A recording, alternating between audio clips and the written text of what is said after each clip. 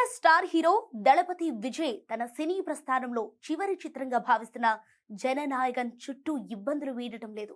ఇప్పటికే పలు కారణాలతో ఆలస్యం అవుతున్న ఈ సినిమాకు తాజాగా సెన్సార్ బోర్డు నుండి ఊహించని షాక్ తగిలింది. సినిమా రీసర్టిఫికేషన్ కోసం ఎదురు చూస్తున్న మేకర్స్ కు చివరి నిమిషంలో నిరాశ ఎదురైంది. సెన్సార్ రివ్యూ కమిటీ సభ్యులు సోమవారం నాడు జననాయకన్ మూవీని చూసి ఫైనల్ రిపోర్ట్ ఇస్తారని అంతా భావించారు. మధ్యాహ్నం 2 గంటలకు రివ్యూ జరగాల్సిండగా లాస్ట్ మినిట్ లో క్యాన్సిల్ అయింది. అయితే సెన్సార్ యూనిట్ లో ఒకరికి అనారోగ్యం కారణంగా రివ్యూ నిలిపివేసినట్లు తెలుస్తోంది. త్వరలోనే కొత్త రివ్యూ తేదీని ఇవ్వనున్నట్లు సమాచారం. ఇక కోలీవుడ్ మీడియా కథనాల ప్రకారం ఈ నెల 15న రివ్యూ ఇస్తారని సమాచారం. ఒకవేళ అనుకున్న సమయానికి సెన్సార్ పూర్తయితే వెంటనే అధికారికంగా విడుదల తేదీని ప్రకటించాలని మేకర్స్ భావిస్తారు. కానీ ఈ తాజా పరిణామంతో రిలీజ్ డేట్ ప్రకటన మరింత ఆలస్యం అయ్యేలా కనిపిస్తోంది.